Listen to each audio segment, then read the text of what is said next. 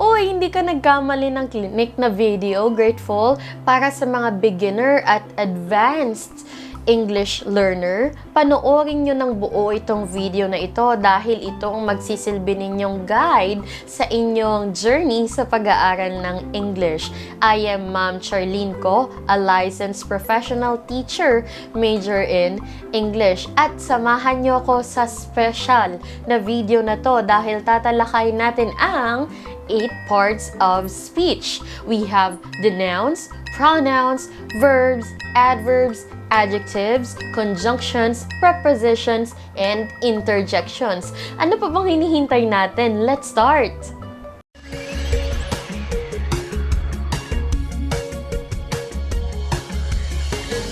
By the way, ito ay overview ng 8 parts of speech. Kung gusto mo ng mas malalim pang discussion, i-upload ko yan isa-isa, hintay ka lang.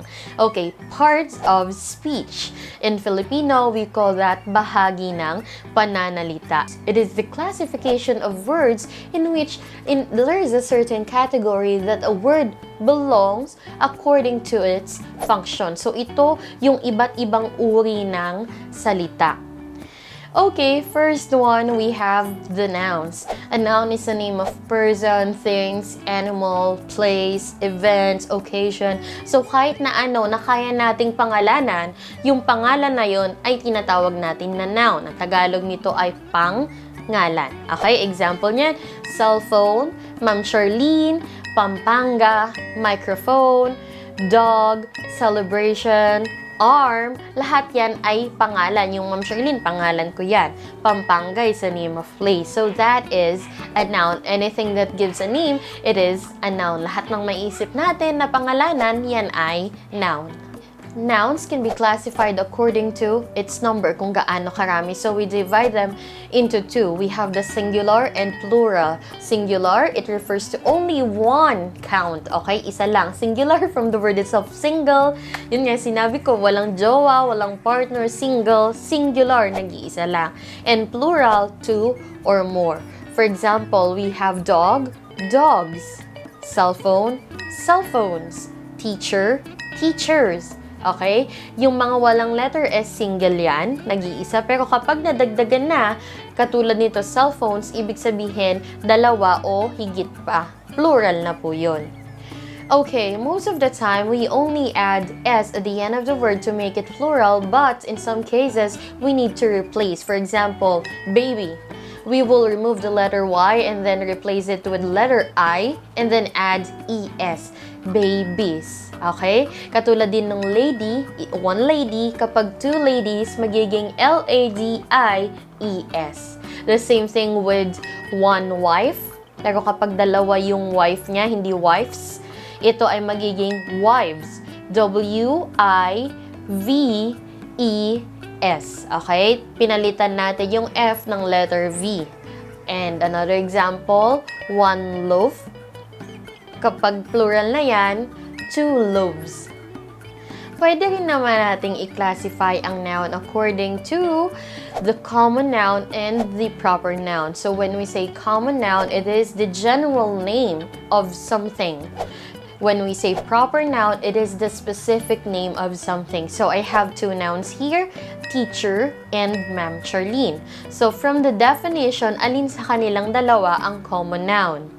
Okay, common noun dito ay teacher. So, kahit na sinong teacher ay pwede nating tukuyin. But when we say proper noun, ito na si Ma'am Charlene. Isa lang ang tinutukoy na Ma'am Charlene dito. Proper noun. Katulad din kanina, di ba? Pampanga, that is a proper noun. It is the name of a province. At ang common noun nito ay yung salitang province. Marami pang iba't ibang uri ng mga nouns. We have concrete, abstract, neuter. So, i-discuss ko yun sa isang specific video na para lang sa nouns. Ilalagay ko dito yung link kapag na-upload ko na. Okay, let's proceed to the second one. We have the pronouns. Pronouns are used to replace nouns in a sentence. We have different types of pronouns. We have personal, relative, reflexive, definite, indefinite pronouns, at meron din tayong demonstrative, and i-discuss ko din yan sa ating dedicated video para dito. And ginagamit nga natin ito para palitan ang mga nouns. Ang tawag natin dito sa Tagalog ay panghalip. Let's take a look at these examples. Charlene loves mountain hiking. Charlene is also a fan of museums and parks. Charlene is also a member of a volunteer group that takes care of stray animals. So, from those sentences, paulit-ulit na nabanggit yung salitang Charlene. Sa English, nakakaumay yan, di ba? Nakakasawa. So, instead of saying Charlene over and over again, we can use the word she. Kasi ako ay babae, siya. Diba? So, magiging, Charlene loves mountain hiking. Itong pangalawang Charlene, papalitan natin ng she. Ito ay pronoun. She is also a fan of museums and parks. She is also a member of an organization that takes care of stray animals. So, she yung ginamit natin para hindi maging paulit-ulit yung pagbanggit natin sa pangalan na Charlene. So, that is the purpose of a pronoun. Okay, daanan lang natin grateful sa kung anin sa Tagalog itong mga personal pronouns na ito. I, ako, me, ako rin, you, ikaw, she, siya, pero babae, he, siya, pero lalaki, and we also have they, sila, and us, kami, and we, tayo. Yun ang iba't ibang mga personal pronouns. So, these are the pronouns that are associated primarily to a person. Ginagamit natin yan sa mga tao. Next, we have demonstrative pronouns. These pronouns are used to point to something specific. From the word itself, demonstrative, it demonstrates. Okay? Nagtuturo po tayo. Yan. So, meron tayong 4 na basic demonstrative pronouns. Tuturo ko sa inyo kung paano gagamitin yon. For example, tinutukoy mo yung cellphone mo, like itong isang cellphone na to, at hawak ko siya, it's near. So, I can say that this is my cellphone. Okay? Pero, kapag dalawa na sila, dalawa na itong hawak ko na ito, these are my cell phones. Okay? Dalawa na, these. Hawak-hawak ko. Pero kung sakali na nasa malayo, hindi ko mabibitawan, GREATfuls. Kunwari, nasa malayo, tinuturo ko, that is my cell phone. Isa lang, that. Pero kung sakaling dalawa na malayo, those are my cell phones. Okay? Ginawan ko na to ng separate video. Pwede nyo i-click dito yung link. So, let's proceed to the third part of speech. We have the verb. A verb is a word used to state an action or a status, occurrence, or state. Nagpapakita ito ng gawa o kaya naman ng katayuan ng tao o ng bagay. Ito yung mga salitang nagpapahayag ng pagkilos. For example, Charlene walks around the block every afternoon. Charlene walks around the block every afternoon. Parang naglalakad si Charlene sa buong block tuwing hapon. Next, my teacher is discussing her thoughts about the latest sauna. Diba? Ano yung verb natin dito? Discussing. Tinatalakay ng teacher ko ang kanyang mga opinyon tungkol sa nagdaang sauna. Next, Gerald and Jericho are siblings. Itong word na are ay verb yan dahil nagpapakita yan ng status ni Gerald at saka ni Jericho. Ayan, grateful, we have different forms of verbs. And para mas maintindihan ninyo, alis muna ako sa frame para mas maliwanag First form, we have the root. Wala pa tayong kahit na anong idinagdag o binawas, wala pang binago. For example, Charlene will walk around the block tomorrow. Dahil may salitang will, sa Tagalog ito ay maglalakad si Charlene sa paligid ng block bukas. Okay? Next form is the present. Most of the time, we only add letter S, like walks, sings, and breaks. Example, Charlene walks around the block every afternoon. Kapag ganito yung ginamit natin na verb, ibig sabihin na regular na ginagawa ito. So, kapag ita-translate natin sa Tagalog, naglalakad si Charlene sa paligid ng block tuwing hapon. Naglalakad dahil sa pagdaragdag ng letter S, nagmumukhang regular na ginagawa ni Charlene yung paglalakad tuwing hapon. And third form, we have the present participle. As you may notice, it ends with ing. Iyang ing na yan ay indication na ngayon nangyayari ang isang bagay. For example, Charlene is walking around the block. Naglalakad si Charlene sa paligid ng block ngayon. Kahit na walang salitang right now, nalaman natin na ngayon ito nangyayari kasi nga doon sa paggamit ng ing. Yung unang pangungusap kasi, it walks around the block. Nakaugalian din na Charlene. Itong walking ay as in ngayon nangyayari. Okay? The fourth form is the past. In some verbs, we will add ed at the end of the word. Hindi ba tinuro sa atin yan nung elementary na kapag may ed sa dulo, ibig sabihin ay tapos na. Just like the word walked. Ed, tapos na siyang maglakad. But we have some verbs that change their spelling. Just like sing, magiging sang. Break, magiging broke. So let's take a look at our sample sentence. Charlene walked around the block this afternoon. Naglakad si Charlene sa paligid ng block ngayong hapon. Tapos na siyang maglakad. One time lang ang pinag-uusapan natin.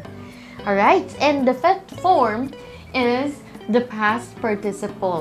So, sa walk, naging walk lang din, pareho lang. Parang past tense lang rin. Pero sa iba, talaga namang mag-iiba ng spelling. Iyong sang, naging sung. Iyong broke, naging broken. Tingnan niyo to. Kung simpleng past tense lang, he broke his promise. Past tense yung form ng verb, di ba? Naging broke. Yung break, naging broke. Pero kapag past participle, he has broken his promise. So, dito ginamit natin yung past participle and nagdagdag tayo ng helping verb na maliit lang naman ang pinagkaiba sa ibig sabihin, parang katatapos niya lang na i-break o sirain yung pangako niya. Okay? Kasi may has, broken. Nagpapakita na katatapos lang ng action. Okay? So, sa verbs, meron din tayong tinatawag na tenses. Ito yung mga yon. Ito yung link na gawan ko na yung series na yan. Okay, let's move on to the fourth one. We have the preposition. So preposition is or are words that used before a noun or a pronoun. It tells us about the location, direction, the time, and the place of something. Okay? Preposition, ginagamit ito para malaman natin yung lokasyon at kung kailan mangyari or nangyari yung isang bagay. Examples of that, we have in, on, at, for, above, below, under, over, since, up, down, and into. Okay? Iba't ibang mga salita na nagpapakita ng posisyon. These are tiny little words that if used incorrectly, it will totally change the meaning of the whole sentence. Okay, ito yung ilan sa pinakakailangan mong malaman tungkol sa preposition. First one, we have the preposition on. It is used for surface. So, kahit na anong ibabaw ng bagay, on ang gagamitin natin dyan. For example, the book is on the table. A table has a surface. Merong ibabaw yung table, kaya on ang ginamit natin doon. The clock is on the wall. So, ang pader, yan, ang pader ay ito ay may ibabaw. So, on ang ginamit nating preposition. Next one is the word in. We use this for referring to inside of a defined space. So, ginagamit natin itong in kapag may malinaw na loob o labas ang isang bagay. For example, the perfume. The perfume is in the bag. Diba? So, in, merong malinaw na loob at labas itong ating gamit. Another example is, yan. The hairbrush is on the box. Okay, on kasi nasa ibabaw, kahit nakagilid pa yan, surface ito. But, if we will put it inside, we will use the preposition in. The hairbrush is in the box. Ayan, nasa loob na. Pwede nang ipangregalo. The hairbrush is in the box. More example, the town famous for fireworks, Bukawi, is in Bulacan. In ang ginamit natin kasi merong malinaw na boundary ang Bulacan. Merong mga lupa at mga bayan na sakop ng Bulacan. At kapag nakalabas ka na doon, hindi na sakop ito ng Bulacan. So, in. May malinaw na in at outside nung area na yun. Next preposition, we have the word at. It is used for specific places. When we talk about a certain place, iisa lang talaga. For example, my brother is at the party. Meron tayong isang tinutukoy na party. Next, I am waiting at the door. Okay? So, meron akong isang pintuan na pinaghihintayan. Specific po yun. Kapag sinabi na, I'm waiting on the door, parang nakahiga yung door, tapos nakatayo ako dun. Kasi, di ba, surface? So, kapag at, ibig sabihin, nandun ako sa pwesto ng pintuan, naghihintay. Okay, next one, we have adjectives. Okay, it describes a noun. It gives additional information about the nouns in the sentence. So, sa Tagalog, ito ay pang-uri. Diba, ang salitang lady, noun yan. So, dito sa pariralang beautiful lady, yung lady naging magandang babae. Diba? Beautiful lady. Nagkaroon tayo ng karagdagang impormasyon na tumutukoy sa salitang lady. Okay? Sino ang maganda? Yung lady. Example, ang lahat ng kulay, yan ay adjectives. Green, blue, pink, sabihin natin na purple wall, diba? Black shirt. So, yung salitang black dyan ay adjective. Lahat din naman ng opinion ay adjective yan. For example, we can say topic. Topic lang, diba? Pero pag dinagdagan natin ng opinion na interesting topic, ibig sabihin ay interesanteng paksa, naging adjective yung interesting. So, lahat ng opinion, interesting, wonderful, amazing, beautiful, awesome, yan ay adjectives. And, bukod pa dyan, lahat din ng sizes, GREATfuls, ay adjectives. Big, small, huge, tiny, little, and gigantic. Lahat yan na nagsasabi or tumutukoy ng size ng isang bagay ay adjective o pang-uri. And meron tayong degrees of comparison ng adjectives kung paano natin ito ikukumpara. We have di ba narinig nyo na yung salitang smaller? Small, smaller, smallest. Ibig sabihin, maliit, mas maliit, pinakamaliit. First is the positive degree. Ito yung pinaka-base lang na adjective natin. Hindi tayo nagkukumpara, nagsasabi lang tayo ng adjective. Okay? No comparison yet. Second one is the comparative degree. So, we use this to compare two different nouns. Okay? So, kung dalawa yung pinagkukumpara natin, ang ginagamit natin ay comparatives. Most of the time, we only add ER at the end of the word. So, for example, pretty, magiging prettier. Small, magiging smaller. And beautiful, magiging beautifuler. Hindi, biro lang, grateful. Yung beautifuler, hindi to kasali. Bakit? Kasi tatlo yung syllables or tatlo yung galaw ng bibig. Beautiful. Diba? Tatlo. Kapag tatlo yung syllables natin, ang gagamitin natin, hindi tayo magdadagdag ng ER sa dulo, kundi lagyan natin ng more dito sa harap. More beautiful. Okay? So, yung talented, kanina sa positive degree, pagka nilagay sa comparative degree, more talented. Okay, that is the comparative degree. Next one is the superlative degree. Ito naman yung tatlo, yung ating pinagkukumpara. Diba? Kanina, small, smaller, smallest. Most of the time, we use it or we form it by adding EST at the end of the word. Small, naging smallest. Okay? Beautiful, beautifulest. Hindi. Kasi nga, katulad din kanina, tatlo yung syllables nito. Beautiful. Lalagyan natin sa harapan ng salitang most. So, instead of saying beautifulest, we can say most beautiful.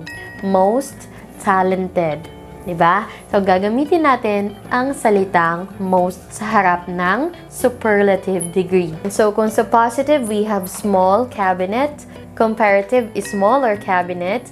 Superlative is smallest cabinet. Big bag. Bigger bag. Or biggest bag.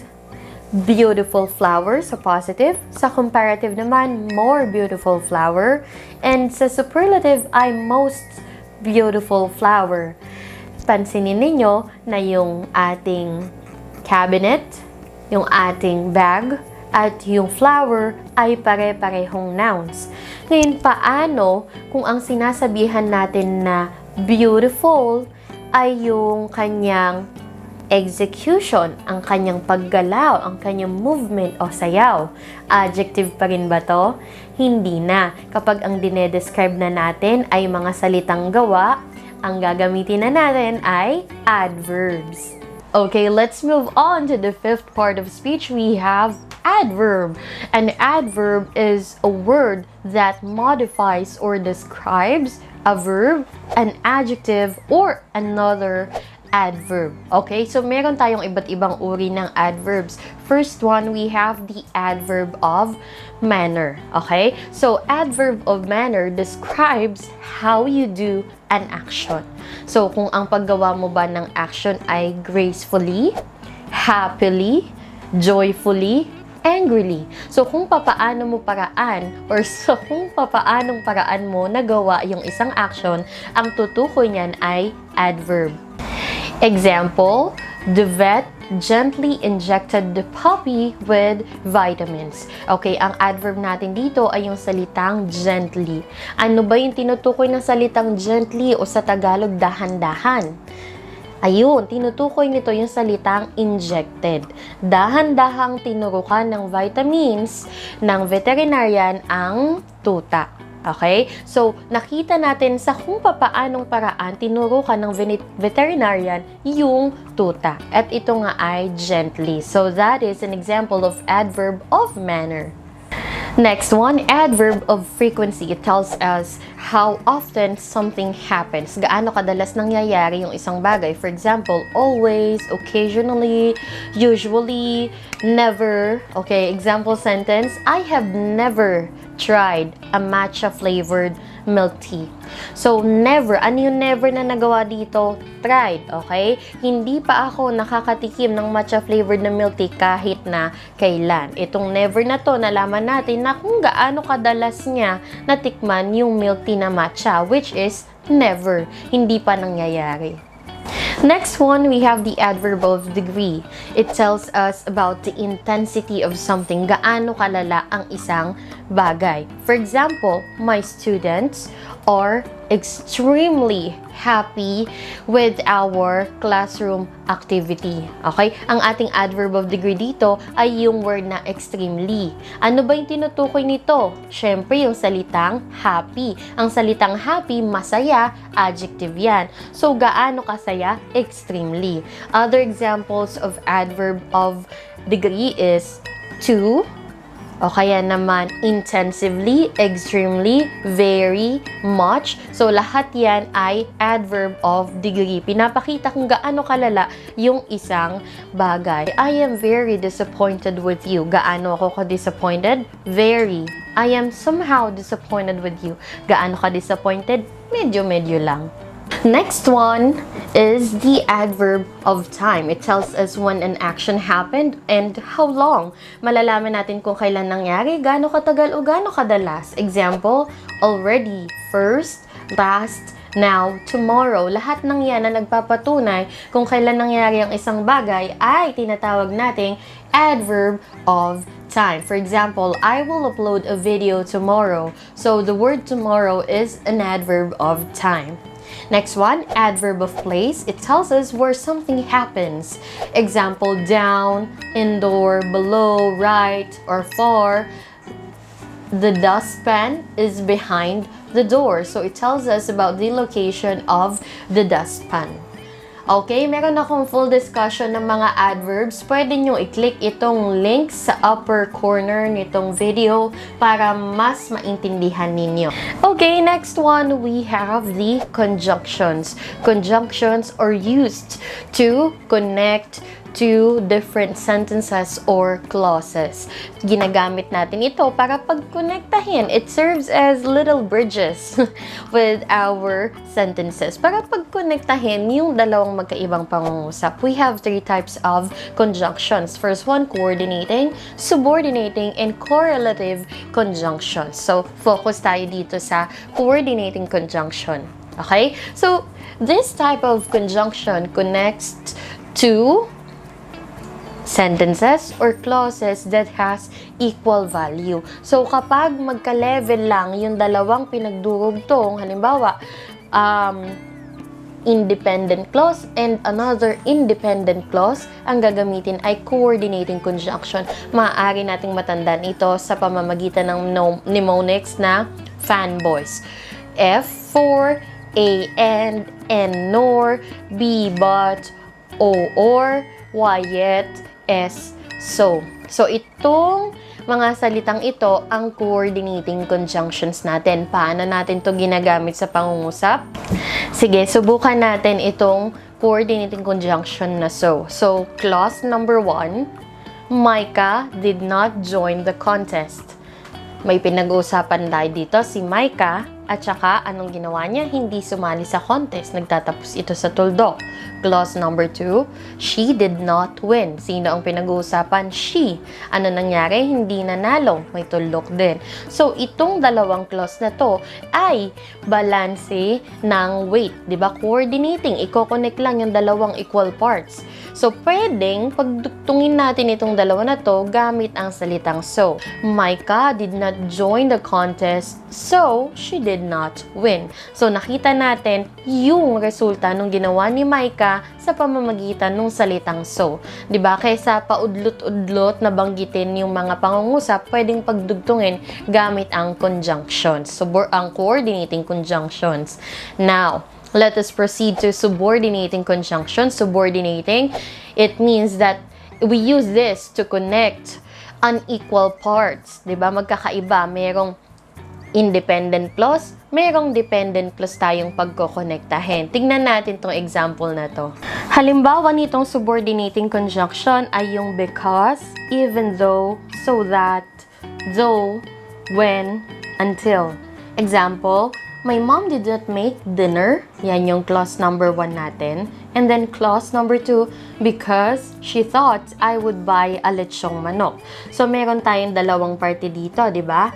Clause number 1, my mom did not make dinner. Hindi nagluto ng hapunan ng nanay ko. Ito ay independent clause. Ibig sabihin ay malinaw na subject at verb. Sino ba ang pinag-uusapan natin? Di ba? My mom. Ano ang verb dito? Hindi nagluto. Kumbaga alam natin ang mga sagot sa tanong.